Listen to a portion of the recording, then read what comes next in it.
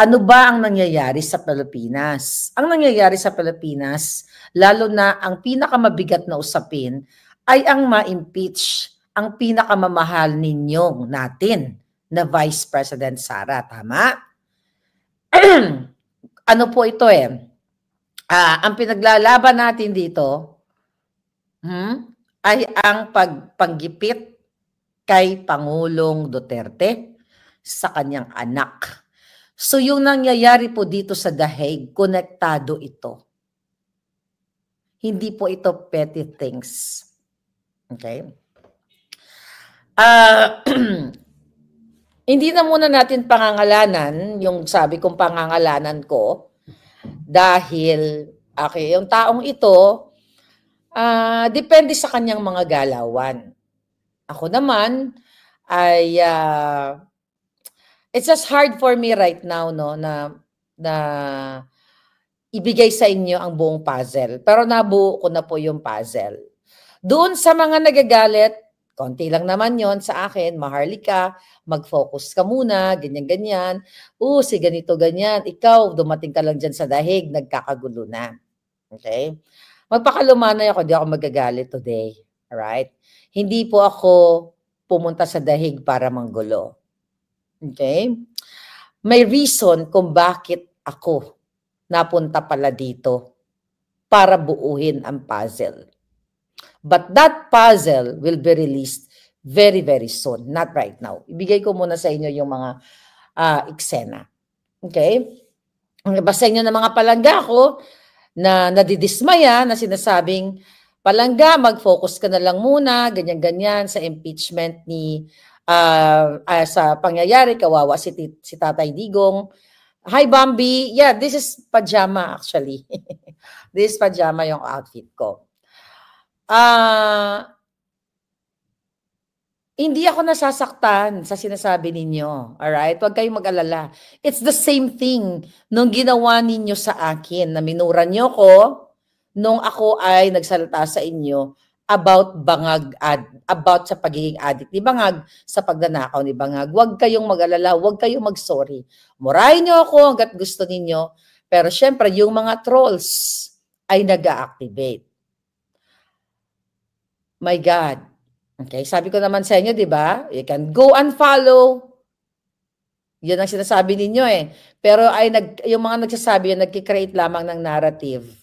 Pero sila ay mga trolls. And with that trolls, now, this puzzle ay buong buo. May sagot ako dyan.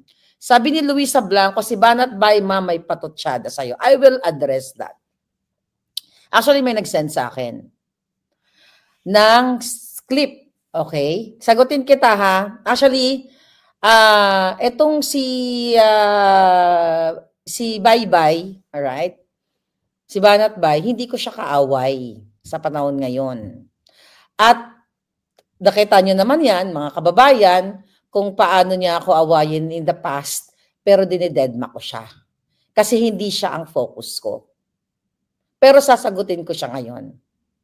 Dahil nabigyan siya ng fake news nung sinasabi niyang kilala niya na babae na nakaputi, na ito ay, parang sabi niya, itataya niya yung buhay niya, na kung sinong kakanti doon, ay mananagot sa kanya. Okay, Banat Bay, papangalanan kita ngayon, nabigyan ka ng fake news. Pero, hindi ako umuurong sa laban. Kung ipagtatanggol mo siya, well, kaibigan mo yon. Okay? Naging magkaibigan din kami dito, even before. Pero gusto ko lang sagutin yung issue na yun kasi napakahalaga. Akala nyo kasi, mga palangga, wala itong connection. Okay? Tignan natin. Yung mga grupo dito, konektado po ito sa laban. Konektado lahat. Sagutin ko muna si Banat Bay na sinasabi niya, ang napanood ko lang kasi na clip na binigay sa akin. Dahil busy nga ako nasa Luzerne kami, nag-emote-emote, ang ganda ng mga drama namin. So I really don't have time to watch all the bullshits. Okay? Sabi ni Lindsay, wag makipag-away. No! Makikipag-away ako, tandaan ninyo. Hindi ako umuurong sa laban. Right? Pero sagutin ko ang sinasabi ni Baybay na yung babaeng yon ay mayaman ba? May tama ba? Mayaman? Ito ay dapat palang title natin, sinenyasan. Tama. I-correct nyo, i-ano nyo ako. I-update nyo kasi hindi ako nanood, hindi ko naman napanood. Na yung babaeng nag-uto, aray ko. Sorry yung babae daw na nag-utos para i-shut off kami ni Spokes Harry ay sinenyasan ni Vice President Sara. Okay? Sinungaling po yun. It's so sinungaling to the highest level. Na ako po ay nasa event. Okay? Siya wala. Yung pinakita niyang picture na, oh, eto sinum-zoom pa, tapos pinakita pa yung nagsasalta si Inday, nag-press con daw. Tapos sinenyasan daw ni Inday, please, maawa naman kayo kay Vice President Sara. Okay? Maawa kayo kay Inday Sara. Sinungaling po yung babaeng yun. Bakit? Hindi po natin siya panangalanan. Okay? Konektado ito sa laban natin, kaya doon sa mga gumagawa na nagsasabing Maharlika, itigil mo muna yan, ganyan-ganyan. Well, mahina ang inyong paninindigan. But that's your freedom. Okay, here's the thing. I-explain ko. Yung pinapakita niya na yung babaeng itataya daw niya yung buhay niya, na nagmahal daw ng unconditional love kay PRRD, karamihan sa inyo ay alam nyo at kilala yun kung sino. Pero dahil itong babaeng ito, ang dami niyang tinatawagan, umiyak, nag-breakdown down and everything, it's all the bullshit, pagbigyan muna natin siya. Natin pangalanan. Hindi natin alam kung papangalanan ba natin or hindi. But iba sa inyo kakalala na. Ito lang yung sa akin. Magbigay tayo ng demo, Doon po, sinungaling yon. Sinungaling na sinenyasan siya ni Inday Sara. Hindi po totoo na sinenyasan siya ni Inday Sara. Ito po kasi yung event, ay naka-ano tayo ang tawag dito? Naka-green screen. So ngayon, imposible pong senyasan yung babaeng pinagtatanggol niya ni Inday Sara. Bakit imposible? Ang eksena po kasi, let's say for example, ito yung stage na, i-demo ko na lang, nakita nyo yung stage, di ba? Imagine niyo na lang yung sarili ninyo. Balikan nyo yung video later. Nasa stage kami, di ba? Nasa front, naharap kami ni Spokes Harry, ganyan. Tapos dito, ito yung stage. Ito na lang. Ito yung stage. Di ba? Ito yung stage. Ito yung audience. Okay? Ito yung stage. Kayo yung audience. Andyan.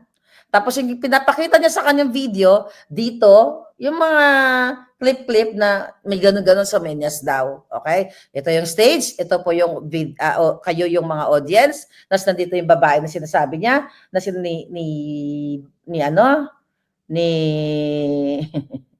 di ba? Ni Jugaw na lang. Si Jugaw na lang. Yan ang pangalan ko sa kanya dati, si Jugaw. So, ito yung stage. Ito yung kayo. Nandito yung nag-XXX, di ba? Nakita yung nasa harap ng stage. Tapos nandito yung babaeng pinakamamahal ni Jugaw. Itataya niya yung buhay niya. Ipagtatanggol niya. Mayaman chuchu. Okay, pagbigyan na lang muna natin sa alam. Ngayon, kung nandito yung babae na pinakita niya, ang press conference po, nandito sa area na yon, tas nandito yung tent. But anyway, malabong magsenyas si Inday Sara. Ano yun? Si Inday Sara may mata dito. Kahit po yung mga nasa event na nandito, na na-witness, so, hindi malabo po na magsenyas si Inday Sara para patigilin kami ni Spokes Harry Roque. Sabi ni Ace Bainting, nurse ba yun ni PRD? Hindi po siya nurse in the first place. Hi, Palangga Edwin Amora. Ang dami kong chika boom-boom sa'yo. Ma-overwhelmed ka. Okay? So, kayo po kasi, actually naaawa ako sa mga Duterte. I will tell you, detailed by detailed, okay, sa tamang panahon. Pero ito lang muna i-address ko. Huwag nyo nang gamitin si Inday Sara. Okay? Huwag nyo gamitin si Inday Sara, hindi po siya sumenyas. Malabong magsenyas si Inday Sara dahil unang-una, hindi naman close si Inday Sara at yung babaeng ito. Na-witness po yan ng dalawang mata ko sa loob ng tent. Okay? Kaya pinagbibigyan ko na lang muna sila. Okay, fine. Okay? Nag-create sila ng narrative na doon sa page ko, na, oh, ano si Marlica, ganyan-ganyan, pumunta lang sa dahig ng gugulo. Masya-shock kayo. Pero, ayan, yung munang bitin-bitinin ko kayo ng bonggang-bongga. Okay? Dahil marami kami mga ginagawa. Alam mo, sa totoo lang, may maraming events, nakita nyo sa Switzerland. Okay? Nakakaawa ang mga Duterte. At sabi ko, di ba, binaboy si Pangulong Duterte? Antayin nyo yon sa tamang panahon. Kung paano binaboy, mahal nyo si Pangulong Duterte, di ba? Okay. Maharlika, nandito pala ang troll farm ni Tangko gamit ang ChatGPT using AI platform. Nag-booking na po sila. Ano yun? Hindi ko alam. Itong pinag-uusapan natin ngayon, mukhang meron din siyang AI. Ano yun? Yung troll. No. Ito, katulad yung mga nagsasabing, sana stop na yung mga issue na yan. Tanga ka. Okay? Tanga ka pag isa-stop mo yung issue. Kilalanin niyo ko na hindi ako nagpapapatol ng mga walang kwentang vlogger-vloggeran na gustong sirain ang focus ni Maharlika. At ang focus ko ay ang mga bangag. Si Lisa Tanas. Okay? Si Lisa Tanas, si Marcos Jr. at ang mga kaalyado. Si Dean Chase. Okay, nakausap ko po kagabi. Hinaharas ang kanyang pamilya. Pinadala ng bulaklak at ng kabaong ang kanyang pamilya. Ito yung laban ko na hindi naintindihan ng mga jutang ginang bangag. Pero balikan ko muna, baka malayo ako eh. Okay, dun sa babae. Okay, naisingit ko lang sa inyo. Kaya mas maganda talaga na nag-vlog ako ngayon kasi kagabi, sobrang saya ko. Medyo may alcohol ng konti. Kaya, you know, I chose to sleep and, you know, mag-relax-relax. Doon sa babae na pinagtatanggol ni Jugs, okay, ni Jugs, maawa ka naman sa mga anak mo. Maawa ka naman sa pamilya mo. Maawa ka sa asawa mo. Itigil mo na ang kadyutahan. Ikaw lahat, ang punot dulo. Sabi ko nga, binigyan ka ng 6 hours. Nung binigyan ko po siya ng 6 hours na taning kung sino-sino yung mga common friends namin, ang tinawagan niya para awatin ako. Yan po ang katotohanan. We have common friends. Dahil medyo konting maldita lang ako, hindi ako naging dragon kahapon ba yon?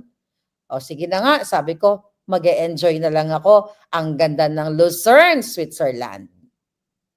Pero yung sasabihin na sinenyasan siya ni Inday Sara, panibago na namang kasinungalingan. At ito po, hindi pwedeng tapusin. Yung mga tao dito na sinasabi ninyo na naghirap sila from day one, alright? Kahit naman ako pinupuri ko sila, uy, thank you. Sabi ko, dahil nandito kayo, at least may nagre-report sa amin. Pero ang totoo, mga kababayan, okay? Itong mga taong ito ay kampon nitong babaeng ito na pinagtatanggol. Kampon po niya ito. Alright? Wating-wating, kamusta ka na palangga? Okay. No, okay lang yan, makisawsaw sila. Hinahayaan ko sila. Malalim, sobrang, it's not really complicated. Ang babae kasi, nagpakampi-kampi. Naaawa nga lang din ako eh. Okay? Nakakaawa lang. Pero hindi po, ikaw, ano ba ang ano natin sa kanya, ang code? Alpotera. 'Di ba? Si Alpotera na lang. Okay. Nung dumating ako dito sa The Hague, unang-una pa lang, parang karinderya kang bukas na ipinapakita mo ang private moments ni Pangulong Duterte. Kailangan niyo po kasing malaman ito eh. Ipinapakita mo sa random na tao na first time mo lang makita. Na-witness ko to kaya wala kayong alam. You have to know. Ang mga private moments ng Pangulong Duterte na ito ay paglabag sa kanyang privacy. Why are you doing that to our beloved President? If you love PRRD, why are you fucking doing that? Question. Alam ko na, buo na yung puzzle pero sabi ko nga, hindi ako magagalit. Okay? Hindi si Sas. Love ko yan si Sas. Okay, ano ba kinalaman ni Sas dito? Hi, baby girl.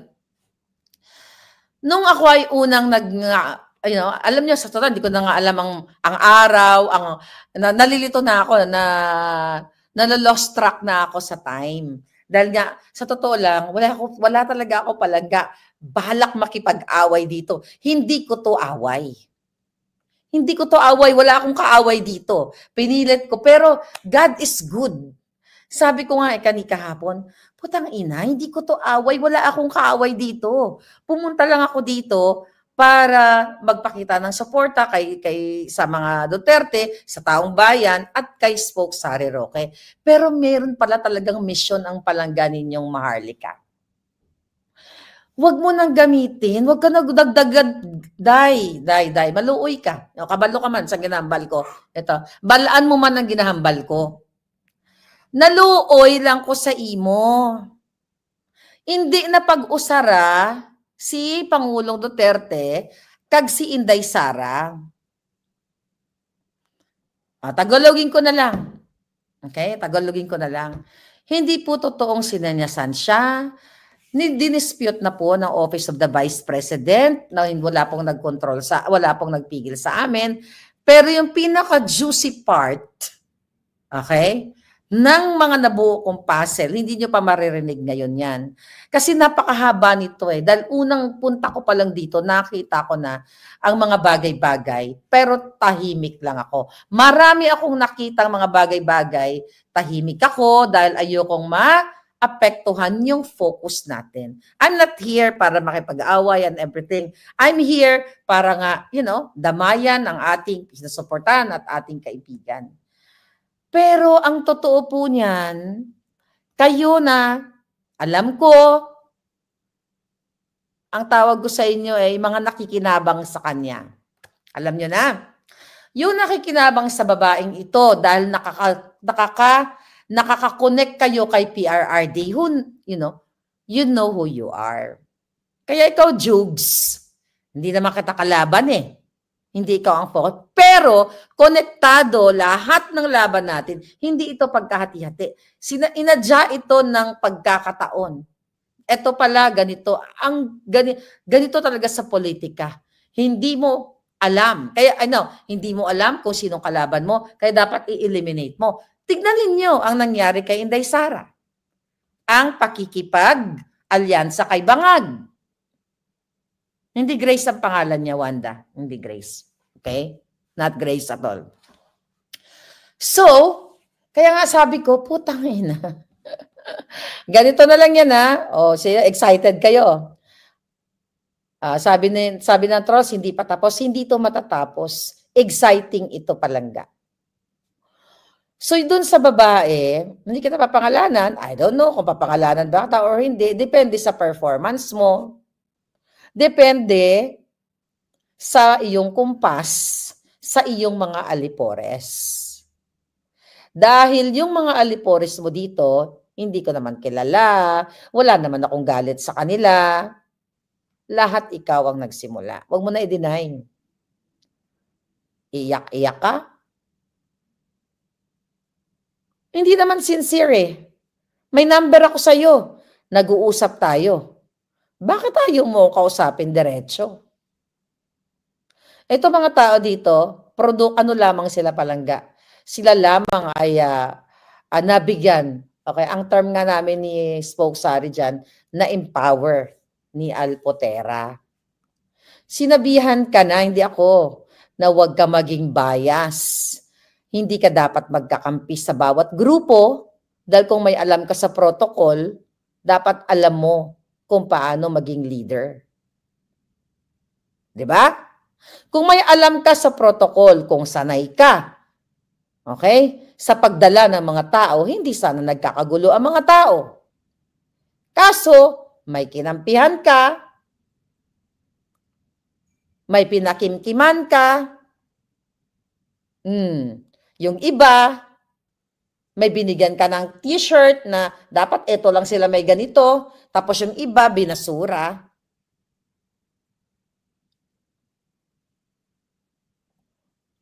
Hindi mo mahal, well, self-interest ang nangyari. Kaya wag niyo akong patigilin. Kung ayaw niyo makinig, get out. Or else, pag troll kayo, block kayo kaagad. Kasi nakita ko ang daming trolls eh. Kung nag-create kayo ng narrative, Diyos ko po, wag niyo akong hinahamon-hamon. Nung binoljak ko si Bangag, di ba, in-unfollow niyo ko, dahil Marlica, si Bangag, ganito, ganyan, ganon. Pinabayaan ko lang kayo, minura niya ako, pinabayaan ko lang kayo. Anong nagkita tayo, anong sabi niyo sa akin? Ay Marlica, sorry, minura kita. Kaya nga freedom yan eh. Nakakaawa po ang Pangulong Duterte.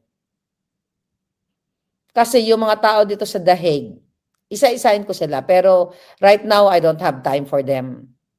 Okay? I don't have time for them. Actually, may meeting kami. Pero gusto ko lang sabihin, ay teka muna, pangungunahan ko ba? Although nabanggit na ito ni Vice President Sara doon sa interview, pero ay hindi ko pala pwedeng pangunahan, pero magbibigay lang ako ng hint.